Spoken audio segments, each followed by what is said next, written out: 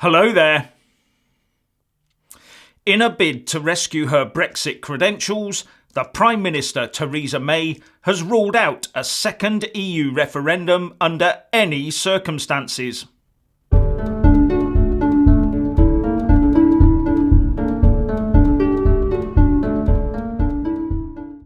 According to senior political correspondent for Sky News, Beth Rigby, a spokesman for the Prime Minister has ruled out a second EU referendum.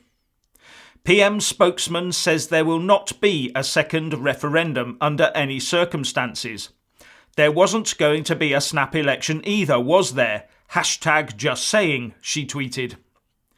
This is, of course, in response to a call made earlier by former Cabinet Minister Justine Greening for a second three-question EU referendum based on either taking the Chequers deal, staying in the EU, or leaving the EU without a deal.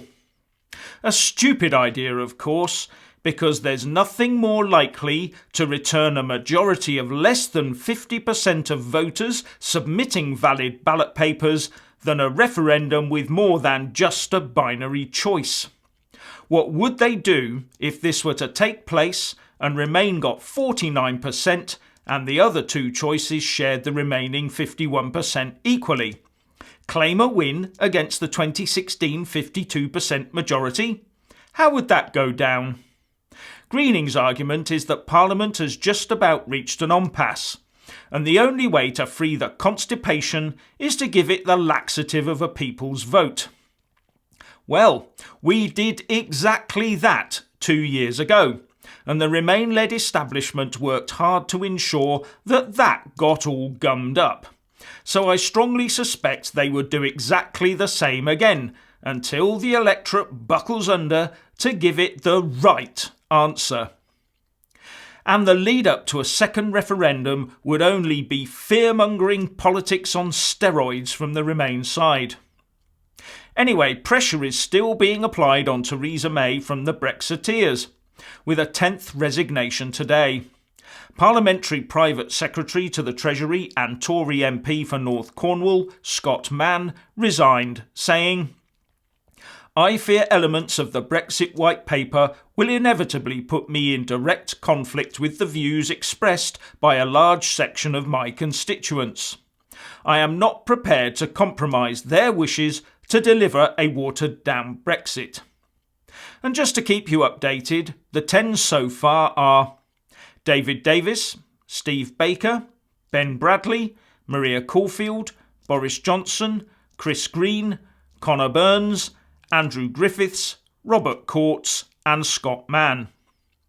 But in an indication of how much effect the Brexiteers are having on her, it looks like Theresa May is preparing to cave in to their pressure by accepting amendments to the taxation bill put forward by the leader of the Tory Eurosceptic European Research Group, Jacob Rees-Mogg, and signed so far by 11 colleagues.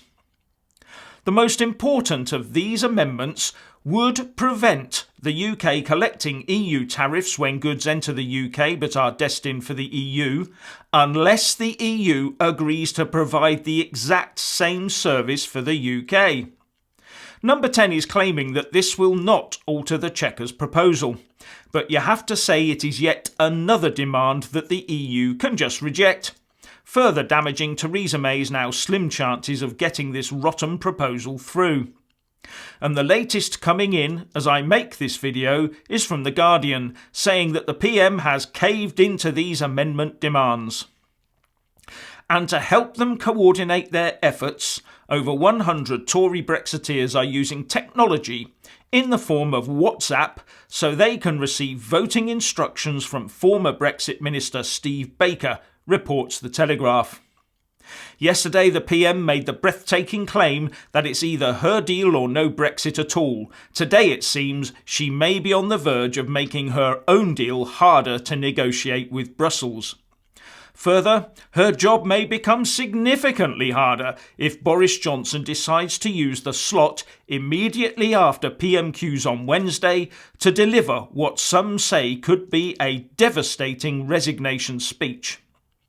Having already issued a rallying cry via his column in the Daily Telegraph saying that the rest of the world believes in the UK, so it's time that we did too. He can also use Wednesday's slot to deliver his personal statement on why he resigned from his cabinet post as Foreign Secretary. And the Mail quotes what they call a senior Eurosceptic as saying, "There is a cold fury about Boris, which is unusual for him. He is totally fed up with Mrs May because he feels he's been tricked. Number 10 have put it about that David Davis's resignation forced him to follow suit, but that isn't the case.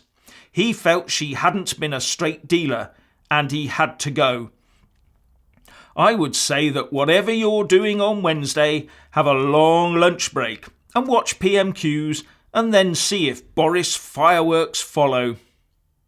Moving on, you may hear today that fewer EU citizens are coming to the UK looking for work, which the left is portraying as a bad sign and indications of a slowing economy or as a result of racism. But today's migration report from the Office for National Statistics actually says, EU net migration continues to add to the UK population, with around 100,000 more EU citizens coming to the UK than leaving.